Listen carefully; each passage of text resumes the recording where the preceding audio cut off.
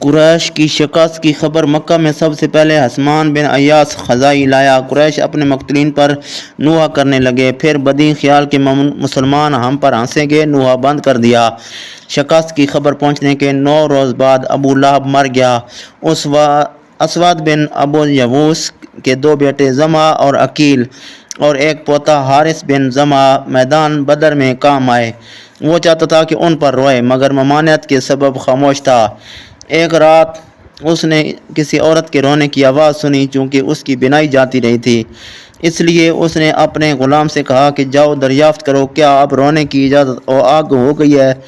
اگر ایسا ہے تو میں بھی زمع پر روؤں، کیونکہ میرا دل جل گیا ہے۔ غلام نے آ کر کہا ایک عورت کا اونٹ گم ہو گیا ہے، اس کے لیے رو رہی ہے۔ یہ سن کر اسود کی زبان سے بے اختیار شعر نکلے جو کہ فارسی میں تھے۔ کیا وہ اونٹ کے گم ہونے پر روتی ہے اور بے خوابی اسے نیند نہیں آنے دیتی، سو وہ جوان اونٹ پر نہ روئے بلکہ بدر پر جہاں قسمتوں نے کوتاہی کی۔ اگر تجھ کو رونا ہے تو عقیل پر رو اور شیروں کے شیر حارث پر رو اور ان سب پر رو اور نام نہ لے، اور ابو حکیمہ زمع کا کوئی ہمسر نہیں۔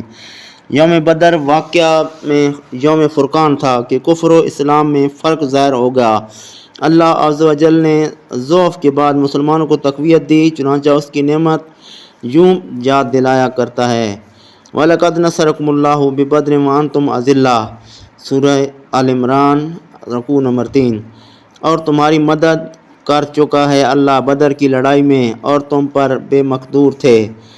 اس دن سے اسلام کا سکہ کفار کے دل پر جم گیا اور اہل مدینہ میں بہت سے لوگ ایمان لائے۔ اہل بدر کے فضائل میں اتنا ہی کہہ دینا کافی ہے کہ رسول اکرم صلی اللہ علیہ وسلم نے ان کے حق میں فرمایا ہے، بے شک اللہ اہل بدر سے واقف ہے، کیونکہ اس نے فرما دیا تم عمل کرو جو چاہو، البتہ تمہارے واسطے جنت ثابت ہو چکی ہے، یا تحقیق میں نے تمہیں بخش دیا۔ آخرت میں مغفور ہونے کے علاوہ دنیا میں بھی بدری ہونا خاص امتیاز کا سبب شمار کیا جاتا تھا، بلکہ وہ ہتھیار بھی جن سے بدر میں کام لیا گیا تبرک خیال کیے جاتے تھے۔ چنانچہ حضرت زبیر رضی اللہ عنہ نے جو برچھی عبیدہ بن سعید بن عاص کی آنکھ میں ماری تھی وہ یادگار رہی۔ بدیہی طور کہ حضور اقدس صلی اللہ علیہ وسلم نے حضرت زبیر سے مستعار لی، پھر آپ کی 4 خلیفوں کے پاس منتقل ہوتی رہی، بعد ازاں حضرت عبداللہ بن زبیر کے پاس رہی، یہاں تک کہ 73 ہجری میں حجاج نے ان کو شہید کر دیا۔ اہل بدر کے توسل سے جو دعا مانگی جائے وہ بفضل الہی مستجاب ہوتی ہے،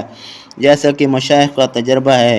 اندلس کا مشہور سیاح محمد بن جبیر متوفی 27 شعبان 614 ہجری نے بدر کے حال میں یوں لکھا ہے، اس موضع میں خرما کے بہت باغ ہیں اور آب رواں کا ایک چشمہ ہے، موضع کا قلعہ بند ٹیلے پر ہے اور قلعہ کا راستہ پہاڑوں کے بیچ میں ہے۔ وہ خطہ زمین نشیب میں ہے جہاں اسلامی لڑائی ہوئی تھی اور اللہ تعالیٰ نے اسلام کو عزت اور اہل شرک کو ذلت دی۔ آج کل اس زمین میں خرما کا باغ ہے اور اس کے بیچ میں گنج شہیداں ہے۔ اس آبادی میں داخل ہوتے وقت بائیں طرف جبل رحمت ہے۔ لڑائی کے دن اس پہاڑ پر فرشتے اترتے تھے۔ اس پہاڑ کے ساتھ جبل طبول ہے، اس کے قطع میں ریت کے ٹیلے کو اس کی سی ہے۔ کہتے ہیں میں ہر شب کو جمعہ کو اس پہاڑ سے نعرے کی صدا آتی ہے، اس لیے اس کا نام جبل طبول رکھا گیا ہے۔ ہنوز نصرت نبوی صلی اللہ علیہ وسلم کی یہ بھی ایک کرامت باقی ہے۔ اس بستی کے ایک عرب باشندے نے بیان کیا کہ میں نے اپنے کانوں سے نعروں کی آواز سنی ہے، یہ آواز ہر جمعرات اور دوشنبہ کو آیا کرتی ہے۔ اس پہاڑ کی سطح کے قریب حضرت صلی اللہ علیہ وسلم کی تشریف رکھنے کی جگہ ہے اور اس کے سامنے میدان جنگ ہے۔ اسی سال یوم فطر سے 2 دن پہلے یا شروع شوال میں صدقہ فطر واجب ہوا۔ عید کے دن نماز عید الفطر عیدگاہ میں جماعت سے پڑھی گئی اور اسی وقت زکوٰۃ مال فرض ہوئی۔ غزوہ بنی قینقاع، نصف ماہ شوال میں غزوہ بنی قینقاع پیش آیا۔ یہود سے پہلے معاہدہ ہو چکا تھا جیسا کہ اوپر مذکور ہو چکا۔ مدینہ کے گرد یہود کے 3 قبیلے تھے، بنی قینقاع، بنی نذیر، بنی قریظہ۔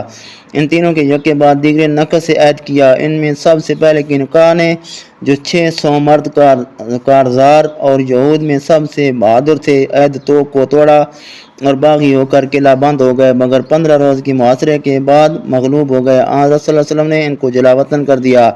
اور وہ عزرائیت ملک شام میں پہنچا دی گئے جہاں وہ جلدی ہلاک و تباہ ہو گئے۔ حقائق کے غزوہ سویق ماہ ذی القعدہ میں غزوہ سویق وقوع میں آیا۔ سویق عرب میں ستو کو کہتے ہیں، چنانچہ اس غزوہ میں کفار کی غزہ ستو تھی، اس لیے اس نام سے موسوم ہوا۔ اس غزوہ کا سبب یہ تھا کہ غزوہ بدر کے بعد ابو سفیان نے قسم کھائی تھی کہ جب تک میں محمد صلی اللہ علیہ وسلم سے لڑائی نہ کر لوں جنابت سے سر نہ دھوؤں گا۔ اس لیے قسم کو پورا کرنے کے لیے وہ 200 سوار لے کر نکلا۔ مقام عریض میں اس نے ایک نخلستان کو جلا دیا اور ایک انصاری کو قتل کر ڈالا۔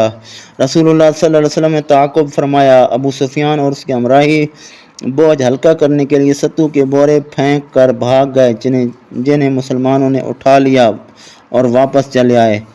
انشاءاللہ اگلی ویڈیو میں پھر ملاقات